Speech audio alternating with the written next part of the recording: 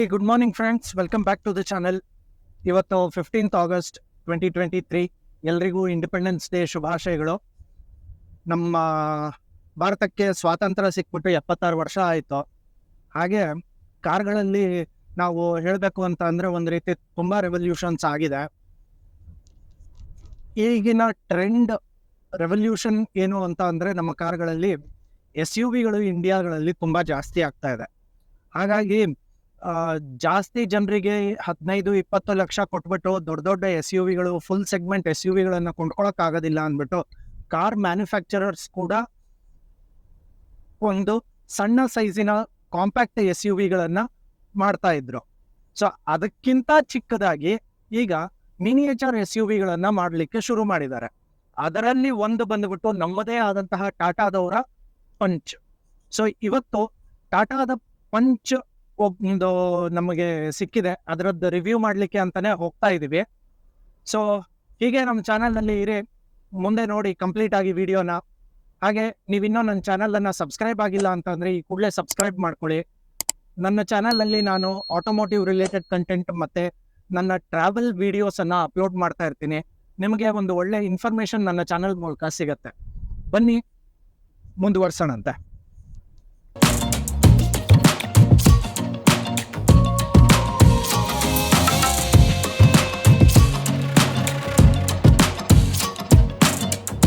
ಇವತ್ತು ರಿವ್ಯೂ ಮಾಡ್ತಾ ಇರೋ ಗಾಡಿ ಇದೇನೆ, ಟಾಟಾ ಪಂಚ್ ಅಡ್ವೆಂಚರ್ ವೇರಿಯಂಟ್.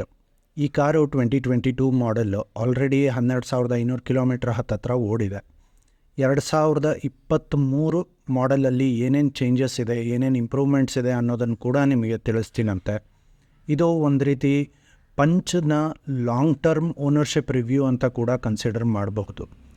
ಇದರ ಓನರ್ ಆದಂಥ ನನ್ನ ತಮ್ಮನ ಹತ್ರ ಫೀಡ್ಬ್ಯಾಕ್ ಕೂಡ ತೊಗೊಂಡು ನಿಮಗೆ ಇನ್ಫಾರ್ಮೇಷನನ್ನು ಕೊಡ್ತಾ ಇದ್ದೀನಿ. ಈ ಟಾಟಾ ಪಂಚಲ್ಲಿ ಒಟ್ಟು 4 ವೇರಿಯಂಟ್ ಇದೆ: ಪ್ಯೂರ್, ಅಡ್ವೆಂಚರ್, ಅಕಂಪ್ಲಿಷ್ಡ್ ಮತ್ತು ಕ್ರಿಯೇಟಿವ್ ಅಂತ. ಅದರ ಜೊತೆಗೆ ಕೆಲವೊಂದಿಷ್ಟು ಕಸ್ಟಮ್ ಪ್ಯಾಕ್ ಕೂಡ ಕೊಟ್ಟಿದ್ದಾರೆ ಟಾಟಾಯಿಂದ.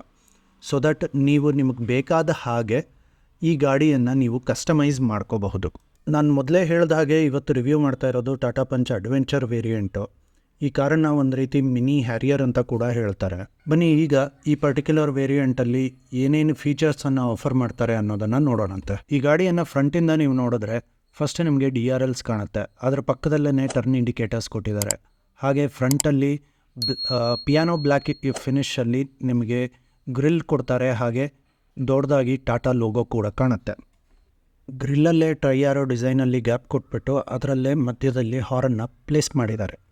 ಇನ್ನು ಹೆಡ್ಲ್ಯಾಂಪ್ಸಲ್ಲಿ normal reflector headlamps with halogen ಬಲ್ಬನ್ನು ಇದರಲ್ಲಿ ಪ್ಲೇಸ್ ಮಾಡಿದ್ದಾರೆ.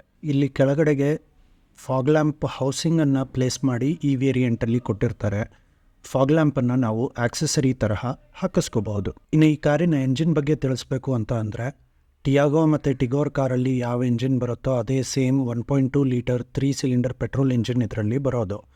ಇದು 87.8 PS ಮ್ಯಾಕ್ಸಿಮಮ್ ಪವರು ಮತ್ತು 115 ನ್ಯೂಟನ್ ಮೀಟರ್ ಟಾರ್ಕನ್ನು ಪ್ರೊಡ್ಯೂಸ್ ಮಾಡುತ್ತೆ. ಇನ್ನು ಸೈಡ್ ಪ್ರೊಫೈಲ್ ಬಗ್ಗೆ ಈ ಗಾಡಿದು ತಿಳಿಸ್ಬೇಕು ಅಂತ ಅಂದರೆ, 360 ಡಿಗ್ರಿಯಲ್ಲೂ ಇದಕ್ಕೆ ಕೆಳಗಡೆಗೆ ಕ್ಲಾಡಿಂಗನ್ನು ಕೊಟ್ಟಿರ್ತಾರೆ ಬ್ಲ್ಯಾಕ್ ಕಲರಲ್ಲಿ. ಮತ್ತು ಈ ಪರ್ಟಿಕ್ಯುಲರ್ ವೇರಿಯಂಟಲ್ಲಿ 185/70 R15 ರೇಡಿಯಸ್ ಟ್ಯೂಬ್ಲೆಸ್ ಟೈರ್ಸ್ ಕೊಟ್ಟಿರ್ತಾರೆ. ಹಾಗೆ ಇವಕ್ಕೆ ಸ್ಟೀಲ್ ವೀಲ್ಸ್ ಕೊಟ್ಬಿಟ್ಟು ಅದಕ್ಕೆ ಬ್ಲ್ಯಾಕ್ ಕಲರ್ಡ್ ವೀಲ್ ಕವರ್ಸನ್ನು ಕೊಟ್ಟಿರ್ತಾರೆ. ಹಾಗೆ ಇದ್ರ ಜೊತೆಗೆ ಬಾಡಿ ಕಲರ್ಡ್ ORVMಸನ್ನು ಪ್ಲೇಸ್ ಮಾಡಿಬಿಟ್ಟು ಅದ್ರ ಜೊತೆಗೇ ಕ್ಲಾಸಿಕ್ಕಾಗಿ ಒಂದು LED ಟರ್ನ್ ಇಂಡಿಕೇಟರ್ಸನ್ನು ಪ್ಲೇಸ್ ಮಾಡಿದ್ದಾರೆ. ಇದಿಷ್ಟು ಸೈಡ್ ಪ್ರೊಫೈಲಿನ ವಿಷಯ ಆಯಿತು. ಈಗ ಹಾಗೆ ರೇರ್ ಸೈಡಿಗೆ ಬಂದ್ವಿ ಅಂತ ಅಂದರೆ, ಈ ಕಾರಲ್ಲಿ ನೀವು ಗಮನಿಸ್ಬೋದು ಇದನ್ನು ತುಂಬ ಕ್ಲಿಯರಾಗಿ ಕ್ಲೀನಾಗಿ ರೇರ್ ಸೈಡ್ ಪ್ರೊಫೈಲನ್ನು ಕಾನ್ಫಿಗರ್ ಮಾಡಿದ್ದಾರೆ. ಇದರಲ್ಲಿ ಜಾಸ್ತಿಯಾಗಿ ಕಟ್ಸ್ ಅಥವಾ ಲೈನ್ಸನ್ನು ಪ್ರೊವೈಡ್ ಮಾಡಿಲ್ಲ. ಈ ಪರ್ಟಿಕ್ಯುಲರ್ ವೇರಿಯಂಟಲ್ಲಿ ನಿಮಗೆ 2 ರೇರ್ ಪಾರ್ಕಿಂಗ್ ಸೆನ್ಸರ್ಸನ್ನು ಕೊಟ್ಟಿದ್ದಾರೆ. ಹಾಗೆ ನೀವು ಗಮನಿಸಿದ್ರೆ ಇದರಲ್ಲಿ ಕೊಟ್ಟಿರೋವಂಥ ರೇರ್ ಸೈಡ್ ಲೈಟ್ಸನ್ನು ಹ್ಯಾಲೋಜನ್ನು ಅದು ಕೂಡ ಟ್ರೈ ಆರೋ ಡಿಸೈನಲ್ಲಿ ಡಿಸೈನ್ ಮಾಡಿದ್ದಾರೆ. ಇನ್ನು ಈ ಗಾಡಿಯ ಡೋರ್ ಬಗ್ಗೆ ಹೇಳಬೇಕು ಅಂತ ಅಂದರೆ ರೇರ್ ಸೈಡಲ್ಲಿ ಡೋರ್ ಹ್ಯಾಂಡಲನ್ನು ಅವರು ಕೊಟ್ಟಿಲ್ಲ, ಅದನ್ನು ಸಿ ಪಿಲ್ಲರಲ್ಲಿ ಕೊಟ್ಟಿದ್ದಾರೆ. ಈ ಸಿ ಪಿಲ್ಲರಲ್ಲಿ ಆ ಮ್ಯಾಗ್ನೆಟಿಕ್ ಸೆನ್ಸರ್ಸ್ ಇರುತ್ತೆ, ಅದನ್ನು ಯೂಸ್ ಮಾಡಿಕೊಂಡು ಡೋರ್ಸನ್ನು ಓಪನ್ ಮಾಡ್ಕೋಬಹುದು. ಈ ಡೋರ್ಸ್ ಕೂಡ 90 ಡಿಗ್ರಿ ಓಪನ್ ಆಗೋದ್ರಿಂದ ಯಾರಿಗೂ ಹತ್ತಿ ಇಳಿದು ಮಾಡೋದಕ್ಕಂತೂ ತುಂಬ ತೊಂದರೆ ಅಂತೂ ಆಗೋದಿಲ್ಲ. ಹಾಗೆ ಇಲ್ಲಿ ಡೋರಲ್ಲಿ ಗಮನಿಸಿದ್ರೆ ಒಂದು ವಾಟರ್ ಬಾಟಲ್ ಹೋಲ್ಡರ್ ಅನ್ನು ಕೊಟ್ಟಿದ್ದಾರೆ, ಹಾಗೆ ಒಂದು ಸ್ವಲ್ಪ ವಸ್ತುಗಳನ್ನು ಇಟ್ಕೊಳ್ಳೋದಕ್ಕೆ ಕೂಡ ಜಾಗ ಕೊಟ್ಟಿದ್ದಾರೆ. ಹಿಂದ್ಗಡೆ ಸೀಟನ್ನು ನೀವು ಗಮನಿಸಿದ್ರೆ ನೀವು ಅಬ್ಸರ್ವ್ ಮಾಡ್ಬೋದು, ಇದರಲ್ಲಿ ರೇರ್ ಆಮ್ರೆಸ್ಟ್ ಬರೋದಿಲ್ಲ, ಹಾಗೆ ನಿಮಗೆ ಫಿಕ್ಸೆಡ್ ಹೆಡ್ ರೆಸ್ಟ್ಗಳನ್ನು ಕೊಟ್ಟಿರ್ತಾರೆ. ಮತ್ತು ಇದ್ರ ಜೊತೆಗೆ 60-40 ಸ್ಪ್ಲಿಟ್ ಕೂಡ ಇದರಲ್ಲಿ ಕೊಟ್ಟಿಲ್ಲ. ಹಿಂದ್ಗಡೆ ಸೀಟಲ್ಲಿ ಕುತ್ಕೊಂಡಾಗ ನಮಗೆ ಕಂಫರ್ಟ್ ಹೇಗಿರುತ್ತೆ ಅನ್ನೋದನ್ನು ನಾನು ಆಮೇಲೆ ತೋರಿಸ್ತೀನಂತೆ. ಫಸ್ಟ್ ಬೂಟ್ ಸ್ಪೇಸನ್ನು ನೋಡ್ಕೊಂಡು ಬಂದ್ಬಿಡೋಣ. ಬೂಟ್ ಓಪನ್ ಮಾಡೋದಕ್ಕೆ ಇದರಲ್ಲಿ ಮ್ಯಾಗ್ನೆಟಿಕ್ ರಿಕ್ವೆಸ್ಟ್ ಸೆನ್ಸರನ್ನು ಕೊಟ್ಟಿದ್ದಾರೆ, ಅದನ್ನು ಒತ್ಕೊಂಡು ಬೂಟನ್ನು ಆಕ್ಸೆಸ್ ಮಾಡ್ಕೋಬಹುದು. ಈ ಗಾಡಿಯಲ್ಲಿ ಒಟ್ಟು ಒಂದು 319 ಲೀಟ್ರಿನ ಬೂಟನ್ನು ಕೊಟ್ಟಿದ್ದಾರೆ. ಇಲ್ಲಿ ನೀವು ನೋಡ್ತಾ ಇರೋ ಹಾಗೆ ಆಲ್ರೆಡಿ ತುಂಬ ಲಗೇಜ್ ತುಂಬಿಕೊಂಡಿದೆ. ಇದರ ಮೇಲೆ ಬೇಕಾಗಿದ್ದು ಇನ್ನೂ ಏನಾದರೂ ಲಗೇಜ್ ಇದ್ರೂ ನಾವು ಹಾಕ್ಕೊಂಡು ಹೋಗಬಹುದು. ಇನ್ನು ಇಂಟೀರಿಯರ್ಸ್ ಬಗ್ಗೆ ಈ ಗಾಡಿದು ಹೇಳಬೇಕು ಅಂತ ಅಂದರೆ ಈ ಗಾಡಿಯಲ್ಲಿ ಫ್ಲೋಟಿಂಗ್ ಟಚ್ ಸ್ಕ್ರೀನ್ ಇನ್ಫೋಟೈನ್ಮೆಂಟ್ ಸಿಸ್ಟಮನ್ನು ಕೊಡೋದಿಲ್ಲ. ಅದರ ಬದಲಿಗೆ ಫ್ಲೋಟಿಂಗ್ ಆದ್ರೂ ಸಹ ನಾರ್ಮಲ್ ಆಗಿರುವಂತಹ ಇನ್ಫೋಟೈನ್ಮೆಂಟ್ ಸಿಸ್ಟಮನ್ನು ಕೊಟ್ಟಿದ್ದಾರೆ. ಇದರಲ್ಲಿ ನಮಗೆ ಬ್ಲೂಟೂತ್ ಕನೆಕ್ಟಿವಿಟಿ, ಅದರ ಜೊತೆಗೆ USB ಮತ್ತು ಆಕ್ಸಿಲರಿ ಕನೆಕ್ಟಿವಿಟಿ ಕೂಡ ಇರುತ್ತೆ. ಮತ್ತು ಈ ಮ್ಯೂಸಿಕ್ ಸಿಸ್ಟಮ್ ಪವರ್ ಆಗಿರೋದು 4 ಸ್ಪೀಕರ್ಸಿಂದ, ಅದು ಹರ್ಮನ್ ಅವರದ್ದು. ಇನ್ನು ಇನ್ಸ್ಟ್ರೂಮೆಂಟ್ ಕ್ಲಸ್ಟರ್ ಬಗ್ಗೆ ಮಾತಾಡಬೇಕು ಅಂತ ಅಂದರೆ ಇದರಲ್ಲಿ ಮೆಕ್ಯಾನಿಕಲ್ ಇನ್ಸ್ಟ್ರೂಮೆಂಟ್ ಕ್ಲಸ್ಟರನ್ನು ಕೊಟ್ಟಿದ್ದಾರೆ.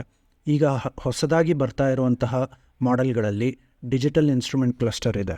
ಈ ಪರ್ಟಿಕ್ಯುಲರ್ ವೇರಿಯಂಟಲ್ಲಿ ಲೆಫ್ಟಲ್ಲಿ ನಮಗೆ ಟ್ಯಾಕೋಮೀಟರನ್ನು ಕೊಟ್ಟಿದ್ದಾರೆ, ಹಾಗೆ ರೈಟ್ ಸೈಡಲ್ಲಿ ಸ್ಪೀಡೋಮೀಟರನ್ನು ಕೊಟ್ಟಿದ್ದಾರೆ. ಮಧ್ಯದಲ್ಲಿ ಬರುವಂಥ ಡಿಜಿಟಲ್ ಡಿಸ್ಪ್ಲೇಯಲ್ಲಿ ಮೇಲ್ಗಡೆಗೆ ಫ್ಯೂಯಲ್ ಗೇಜ್ ಇದೆ, ಕೆಳಗಡೆಗೆ ಇನ್ಸ್ಟಂಟ್ ಫ್ಯೂಯಲ್ ಎಕಾನಮಿಯನ್ನು ತೋರಿಸ್ತಾರೆ. ಹಾಗೆ ಮಧ್ಯದಲ್ಲಿ distance to empty, trip A trip B ಅನ್ನೋದನ್ನು ಕೊಟ್ಟಿದ್ದಾರೆ. ಅದರ ಕೆಳಗಡೆಗೆ ಪೂರ್ತಿಯಾಗಿ ಎಂಜಿನ್ ಟೆಂಪರೇಚರನ್ನು ತೋರಿಸಿದ್ದಾರೆ. ನಮ್ಮ ನೆಕ್ಸಾನಲ್ಲಿ ಬರೋ ಹಾಗೆಯೇ ಇದರಲ್ಲಿ ಕೂಡ ಡ್ರೈವ್ ಮೋಡ್ಸನ್ನು ಕೊಟ್ಟಿದ್ದಾರೆ. ಇದನ್ನು ನೀವು ಇಲ್ಲಿ ರೈಟ್ ಸೈಡಲ್ಲಿ ಸ್ವಿಚ್ ಕೊಟ್ಟಿರ್ತಾರೆ, ಅದರಿಂದ ಎಕೋ ಮೋಡನ್ನು ಸೆಲೆಕ್ಟ್ ಮಾಡ್ಕೋಬಹುದು. ಈ ಕಾರಲ್ಲಿ 2 ಡ್ರೈವ್ ಮೋಡ್ಸ್ ಇರುತ್ತೆ, ಒಂದು ಸಿಟಿ ಮೋಡು, ಇನ್ನೊಂದು ಎಕೋ ಮೋಡು. ಈ ಸ್ವಿಚ್ಚಿಂದ ನೀವು ಆರಾಮಾಗಿ ಟಾಗಲ್ ಮಾಡಿಕೊಂಡು ಹೋಗಬಹುದು. ಹಾಗೆ ಇಲ್ಲಿ AC ವೆಂಟ್ಸಿಗೆ ಪಿಯಾನೋ ಬ್ಲ್ಯಾಕ್ ಫಿನಿಶಿಂಗ್ ಟಚ್ ಕೊಟ್ಟಿರೋದು ತುಂಬ ಚೆನ್ನಾಗಿ ಅನ್ನಿಸ್ತಾ ಇದೆ. ನೀವು ಪೂರ್ತಿಯಾಗಿ ಇಂಟೀರಿಯರ್ಸನ್ನು ನೋಡಿದ್ರೆ ಡ್ಯುಯಲ್ ಟೋನಲ್ಲಿ ಕೊಟ್ಬಿಟ್ಟು ಐವರಿ ಮತ್ತು ಬ್ಲ್ಯಾಕ್ ಫಿನಿಶಿಂಗಲ್ಲಿ ಕೊಟ್ಟಿರೋದ್ರಿಂದ ನಮಗೆ ಒಳಗಡೆಗೆ ಕ್ಲಾಸ್ಟ್ರೋಫೋಬಿಕ್ ಅಂತ ಅನಿಸೋದಿಲ್ಲ. ಟಾಟಾದವರು ಫೇಮಸ್ ಆಗಿರೋದೇ ಗಾಡಿಯಲ್ಲಿ ಇಂಟೀರಿಯರ್ಸಲ್ಲಿ ತುಂಬ ಒಳ್ಳೆ ಸ್ಪೇಸನ್ನು ಕೊಡೋದಕ್ಕೆ. ಅದೇ ರೀತಿ ಇಲ್ಲಿ ಗ್ಲೌ ಬಾಕ್ಸನ್ನು ನೋಡಿದ್ರೆ ಡೀಪ್ ಆಗಿರುವಂಥ ಗ್ಲೌ ಬಾಕ್ಸನ್ನು ಕೊಟ್ಟಿದ್ದಾರೆ. ಅದರ ಜೊತೆಗೆ ನಮಗೆ ಟ್ಯಾಬ್ಲೆಟ್ ಹೋಲ್ಡರನ್ನು ಕೂಡ ಪ್ಲೇಸ್ ಮಾಡಿ ಇಟ್ಟಿದ್ದಾರೆ ಇದರಲ್ಲಿ. ಇನ್ನು ಹಾಗೆ ನಾವು ಫ್ರಂಟ್ ಸೈಡ್ ಡೋರಲ್ಲಿ ಕೊಟ್ಟಿರುವಂತಹ ಸ್ಪೇಸನ್ನು ನೋಡಿದ್ರೆ ಅದರಲ್ಲಿ ಒಂದು 1 ಲೀಟರ್ ಬಾಟಲ್ ಹೋಲ್ಡರನ್ನು ಕೊಟ್ಟಿದ್ದಾರೆ. ಅದರ ಜೊತೆಗೆ ಒಂದು ಛತ್ರಿ ಇಟ್ಕೊಳ್ಳೋದಕ್ಕೂ ಇದರಲ್ಲಿ ಜಾಗ ಕೊಟ್ಟಿದ್ದಾರೆ. ಅದರ ಜೊತೆಗೆ ಕೆಲವೊಂದಿಷ್ಟು ಸಾಮಾನುಗಳನ್ನು ಕೂಡ ಇಟ್ಕೋಬಹುದು. ಲಾಸ್ಟಲ್ಲಿ ಈ ಗಾಡಿಯ ಸೇಫ್ಟಿ ಫೀಚರ್ಸ್ ಬಗ್ಗೆ ಹೇಳಬೇಕು ಅಂತ ಅಂದರೆ ಈ ಗಾಡಿ ನಿಮಗೆ ಗ್ಲೋಬಲ್ ಎನ್ಕ್ಯಾಪಲ್ಲಿ 5 ಸ್ಟಾರ್ ರೇಟಿಂಗ್ ಅನ್ನು ತಗೊಂಡಿದೆ. ಸೊ ಇಂಡಿಯಾದಲ್ಲಿ ಮ್ಯಾನುಫ್ಯಾಕ್ಚರ್ ಆಗಿರುವಂತಹ ಸೆಕೆಂಡ್ ಸೇಫೆಸ್ಟ್ ಕಾರ್ ಅನ್ನುವಂಥದ್ದು ಕೂಡ ಹಿರಿಮೆ ಈ ಗಾಡಿಗೆ ಇದೆ. ಮಹೀಂದ್ರ XUV 300 ಬಿಟ್ಟರೆ ನೆಕ್ಸ್ಟ್ ಸೇಫೆಸ್ಟ್ ಕಾರ್ ಬಂದ್ಬಿಟ್ಟು ಟಾಟಾ ಪಂಚ್ ಅನ್ನೋದನ್ನ ಹೇಳ್ಬೋದು. ಅದರಲ್ಲಿ ನಮಗೆ ಸೇಫ್ಟಿ ಫೀಚರ್ಸ್ ಆಗಿ ಇವರು ಕೊಡ್ತಾ ಇರೋವಂಥದ್ದು dual air bags, ABS plus EBD, rear parking sensors ಕೊಡ್ತಾ ಇದ್ದಾರೆ, ISO ಫಿಕ್ಸ್ ಪ್ರಾವಿಷನಿಂಗ್ ಕೊಡ್ತಾ ಇದ್ದಾರೆ, ಸೆಂಟ್ರಲ್ ಲಾಕಿಂಗ್ ವಿತ್ ಕೀ ಕೊಡ್ತಾ ಇದ್ದಾರೆ, ಬ್ರೇಕ್ಸ್ ವೇ ಕಂಟ್ರೋಲ್ ಇದೆ. ಕೊನೆಗೆ ಹಿಂದ್ಗಡೆಗೆ ಕುತ್ಕೊಳ್ಳೋದಂಥ ಜಾಗದಲ್ಲಿ ಹೌದು ಅದನ್ನು ನಾನು ನಿಮಗೆ ತೋರಿಸ್ಲಿಲ್ಲ ಅಲ್ವಾ. ಸೊ ಇಲ್ಲಿ ಡೋರನ್ನು ನಾವು ಓಪನ್ ಮಾಡಿಕೊಂಡಾಗ ವಾಟರ್ ಬಾಟಲ್ಗಳೆಲ್ಲ ತುಂಬ ಇದೆ, ನೀರುಗಳು ಜಾಸ್ತಿ ಕುಡಿಯೋದ್ರಿಂದ. ಸೊ ಫ್ರಂಟ್ ಸೀಟ್ ಬಂದುಬಿಟ್ಟು ನನ್ನ ಹೈಟಿಗೆ ಅಡ್ಜಸ್ಟ್ ಆಗಿದೆ. ಸೊ ನೀವೇ ನೋಡ್ಕೊಳ್ಳಿ, ನನಗೆ ಅಡೆಕ್ವೇಟಾಗಿ ನನಗೆ ಥೈ ಸಪೋರ್ಟು ಸಿಗ್ತಾ ಇದೆ ಇಲ್ಲಿ ಕೆಳಗಡೆಗೆ. ಹಾಗೆ ನಾನಿಲ್ಲಿ ಆರಾಮಾಗಿಯೂ ಕುತ್ಕೊಂಡಿದ್ದೀನಿ, ನನಗೆ ಯಾವುದೇ ರೀತಿಯ ಪ್ರಾಬ್ಲಮ್ಸ್ ಅಂತೂ ಇಲ್ಲ. ಇಲ್ಲಿ ಫ್ರಂಟಲ್ಲೂ ನನಗೆ ಆರಾಮಾಗಿ ಸ್ಪೇಸು ಇದೆ. ನನ್ನ ಹೈಟು ನಿಮಗೆ ಗೊತ್ತಿರೋ ಹಾಗೆ 5 ಅಡಿ 11 ಇಂಚಿದೆ. ಸೊ ನನ್ನ ಹೈಟಿಗೆ ಈ ಫ್ರಂಟ್ ಸೀಟು ಸೆಟ್ ಆಗಿದ್ರೂ ನಾನು ಹಿಂದ್ಗಡೆಗೆ ಆರಾಮಾಗಿ ಕುತ್ಕೊಂಡಿದ್ದೀನಿ. ಹಿಂದ್ಗಡೆಗೆ ಸ್ವಲ್ಪ ನನಗೆ ಇನ್ನೊಂದು ಚೂರು ರಿಕ್ಲೈನ್ ಆಗಿದ್ದರೆ ಒಳ್ಳೆಯದಾಗಿತ್ತು ಅಂತ ಅನ್ನಿಸ್ತು, ಬಟ್ ಓಕೆ. ಹಾಗೆ ಹೆಡ್ ರೂಮ್ ಕೂಡ ಸುಮಾರಾಗಿ ಪರವಾಗಿಲ್ಲ, ನನಗೆ ತಲೆ ಅಂತೂ ಟಚ್ ಆಗ್ತಾ ಇಲ್ಲ. ಹಾಗೆ ಇಲ್ಲಿ ನೆಕ್ಸ್ಟ್ ನಾನು ಮರ್ತೋಗಿದ್ದು ನಿಮಗೆ ಹೇಳೋದಕ್ಕೆ, 2 ಕಪ್ ಹೋಲ್ಡರ್ ಕೊಟ್ಟಿದ್ದಾರೆ, ಅದು ನೆಕ್ಸಾನಲ್ಲಿ ಮಿಸ್ ಆಗಿತ್ತು. ಹಾಗೆ ಇಲ್ಲಿ ಒಂದು ಸ್ಟೋರೇಜ್ ಸ್ಪೇಸನ್ನು ಕೊಟ್ಟಿದ್ದಾರೆ, ಇಲ್ಲಿ ಆರಾಮಾಗಿ ನಮ್ಮ ಮೊಬೈಲನ್ನು ಇಟ್ಕೋಬಹುದು. ಈಗ ಈ ಗಾಡಿಯ ಆಫ್ ರೋಡ್ ಕೇಪಬಿಲಿಟಿನ ನೋಡೋಣಂತೆ. ಹೊರಗಡೆಯಿಂದ ಅಪರ್ಣ ಶೂಟ್ ಮಾಡ್ತಾ ಇದ್ದಾಳೆ. ಇಲ್ಲಿ ಈ ಅಪ್ ಏನಿದೆ ಅದನ್ನ ಹತ್ತತ್ತ ಏನ್ ಕತೆ ಅನ್ನೋದನ್ನ ನೋಡೋಣ. ಒಳ್ಳೆ 185 mm ಗ್ರೌಂಡ್ ಕ್ಲಿಯರೆನ್ಸ್ ಇರೋದು ಈ ತರಹದ ಆಫ್ ರೋಡಿಂಗ್ಗಳಿಗೆ ಒಳ್ಳೆ ಹೇಳು ಮಾಡಿಸಿದ್ದು. ಇದು ಕೆಳಗಡೆಗೆ ಎಲ್ಲೂ ಏನು ಟಚ್ ಆಗಲಿಲ್ಲ, ಆರಾಮಾಗಿ ಬಂತು. ಈಗ ಪಂಚ್ ನಾವು ಡ್ರೈವ್ ಮಾಡ್ತಾ ಇದ್ದೀವಿ. ಇನ್ಫ್ಯಾಕ್ಟ್ ನಾನು ಡ್ರೈವ್ ಮಾಡ್ತಾ ಇದ್ದೀನಿ. ನನಗೆ ಈ ಗಾಡೀಲಿ ಅನಿಸಿದ್ದೇನು ಅಂತ ಅಂದರೆ, ಇದರ ಡ್ರೈವಬಿಲಿಟಿ ಚೆನ್ನಾಗಿದೆ. ನಮಗೆ ಫ್ರಂಟಲ್ಲಿ ಎಲ್ಲ ಕಂಪ್ಲೀಟ್ ರೋಡ್ ವಿಸಿಬಿಲಿಟಿ ಸಿಗತ್ತೆ, ಬೋನಟ್ ವಿಸಿಬಿಲಿಟಿ ಸಿಗತ್ತೆ. ಹಾಗೆ ಇಲ್ಲಿ ಎ ಪಿಲ್ಲರು ನಮ್ಮ ನೆಕ್ಸಾನ್ ಹಾಗೆ ಜಾಸ್ತಿ ದೊಡ್ಡದಾಗಿಲ್ಲ, ಕ್ಲೀನಾಗಿ ನಮಗೆ ಲೆಫ್ಟ್ ಸೈಡ್ ರೈಟ್ ಸೈಡಲ್ಲಿ ಅಥವಾ ಲೆಫ್ಟ್ ಸೈಡಲ್ಲಿ ಬರುವಂಥ ಗಾಡಿಗಳು ಕ್ಲಿಯರ್ ಆಗಿ ಕಾಣಿಸುತ್ತೆ. ಹಾಗೆ ಇನ್ನೊಂದು ಇದರಲ್ಲಿ ನನಗೆ ಅನಿಸಿದ್ದು ಅಂತಂದರೆ, ಈ ಸೀಟ್ಸು ನಾನು ಸ್ವಲ್ಪ ದಪ್ಪ ಮತ್ತು ಉದ್ದ ಇರೋದ್ರಿಂದ ಸಿಟಿಯಲ್ಲಿ ನನಗೆ ಇದನ್ನು ಓಡಿಸೋದಕ್ಕೆ ಸ್ವಲ್ಪ ಕಂಫರ್ಟಬಲ್ ಅಂತ ಅನ್ನಿಸ್ತಾ ಇಲ್ಲ. ಮತ್ತು ಈ ಗಾಡಿಯಲ್ಲಿ 1.2 ಲೀಟರ್ 3 ಸಿಲಿಂಡರ್ ಎಂಜಿನ್ ಏನಿದೆ, ಸ್ವಲ್ಪ ನಾಯ್ಸಿಯರ್ ಎಂಡಲ್ಲಿದೆ. ಗೊರ್ ಅನ್ನೋ ಅಂತ ಸೌಂಡ್ ಅಂತೂ ಕೇಳುತ್ತೆ. ಸ್ವಿಫ್ಟ್ಗೆ ಕಂಪೇರ್ ಮಾಡಿದ್ರೆ ಸ್ವಿಫ್ಟ್ VXIಗೆ ಮತ್ತು ಈ ಗಾಡಿಗೆ ಒಂದು 10,000 ರೂಪಾಯಿ ಡಿಫ್ರೆನ್ಸ್ ಇರ್ಬೋದು ಆನ್ ರೋಡ್ ಪ್ರೈಸಲ್ಲಿ. But Swift is more smoother than this one. ಆದರೆ ಸ್ವಿಫ್ಟಲ್ಲಿ ನಿಮಗೆ ಸೇಫ್ಟಿ ಅನ್ನೋದಂತೂ ಏನೂ ಇಲ್ಲವೇ ಇಲ್ಲ. ಆ ಸೇಫ್ಟಿ ಅನ್ನೋದ್ರ ವಿಷಯದ ಬಗ್ಗೆನೇ ನಾನು ಒಂದು ಆಲ್ರೆಡಿ ವಿಡಿಯೋನ ಮಾಡಿದ್ದೀನಿ. ಆ ವಿಡಿಯೋದ ಲಿಂಕನ್ನು ನಾನು ಐ ಬಟನ್ನಲ್ಲಿ ಕೊಟ್ಟಿರ್ತೀನಿ, ನಿಮಗೆ ಲೆಫ್ಟ್ ಸೈಡಲ್ಲಿ ಎಲ್ಲಾದರೂ ಕಾಣಿಸುತ್ತೆ. ಅದನ್ನು ಈ ವಿಡಿಯೋ ನೋಡಿಕೊಂಡು ಕೊನೆಗೆ ನೀವು ಅದನ್ನು ರೆಫರ್ ಮಾಡ್ಕೋಬಹುದು. So Swift is one of the most unsafe vehicle in entire India. ಹಾಗಾಗಿ ನಾನು ಅದನ್ನು ಯಾರಿಗೂ ರೆಕಮೆಂಡ್ ಅಂತೂ ಮಾಡೋದಿಲ್ಲ. ಬಟ್ ನಿಮಗೆ ಒಂದು ಸ್ಮೂತರ್ ಎಂಜಿನ್ ಬೇಕು ಅಂತ ಅಂದರೆ ಆ ಸ್ವಿಫ್ಟನ್ನು ನೀವು ಪರ್ಚೇಸ್ ಕೂಡ ಮಾಡಬಹುದು. ಮತ್ತು ಇಲ್ಲಿಗ ಟರ್ನ್ ಮಾಡ್ತಾ ಇರಬೇಕಿದ್ರೆ ನನಗೆ ಸಸ್ಪೆನ್ಷನ್ನಲ್ಲಿ ಕಾಣಿಸಿದ್ದು ಏನು ಅಂತ ಅಂದರೆ, ಸಸ್ಪೆನ್ಷನ್ನು ಒಂದು ಸ್ವಲ್ಪ ಸ್ಟಿಫರ್ ಅಲ್ಲಿ ಸೈಡಲ್ಲಿ ಇದೆ. 187 mm ಗ್ರೌಂಡ್ ಕ್ಲಿಯರೆನ್ಸ್ ಈ ಗಾಡಿಗೆ ಕೊಟ್ಟಿರೋದ್ರಿಂದ, ಆ ಹೈಟ್ ಇರೋದ್ರಿಂದ ಒಂದು ಸ್ವಲ್ಪ ನಮಗೆ ಆ ರೋಲಿಂಗ್ ಎಫೆಕ್ಟ್ ಏನಿರುತ್ತೆ ಅದು ಕಡಿಮೆ ಮಾಡ್ಕೋಬೇಕು ಅಂದ್ಬಿಟ್ಟು ಸಸ್ಪೆನ್ಷನ್ ಅನ್ನ ಆ ರೀತಿ ಸ್ಟಿಫರ್ ಸೈಡ್ ಅಲ್ಲಿ ಮಾಡಿರ್ತಾರೆ. ಬಟ್ ಇದನ್ನ ಪ್ರಾಪರ್ ಆಗಿ ಮ್ಯಾನೇಜ್ ಮಾಡಿದ್ದಾರೆ ಈ ಗಾಡಿಯಲ್ಲಿ.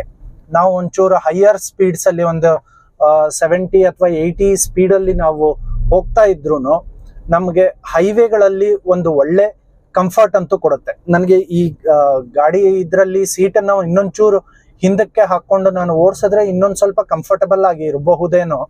ಬಟ್ ಇದರ ವಿಡ್ತ್ ನನಗೆ ಹಂಪಾರಿಸ್ಬಿಟ್ಟೆ. ಇದರ ವಿಡ್ತ್ ನನಗೆ ಸ್ವಲ್ಪ ಕಡಿಮೆ ಅನ್ನಿಸ್ತು. ಸ್ವಲ್ಪ ದಪ್ಪನೂ ಆಗಿದ್ದೀನಿ, ಅದು ಏನು ಮಾಡೋಕ್ಕಾಗೋದಿಲ್ಲ. ಒಂಚೂರು ಸಣ್ಣಗಿರೋರಿಗೆ ಮಾತ್ರ ತುಂಬ ಕಂಫರ್ಟಬಲ್ ಆಗಿದೆ.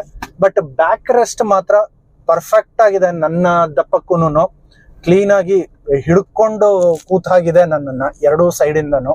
ಕುಷನ್ಸು ತುಂಬ ಚೆನ್ನಾಗಿ ಕೊಟ್ಟಿದ್ದಾರೆ.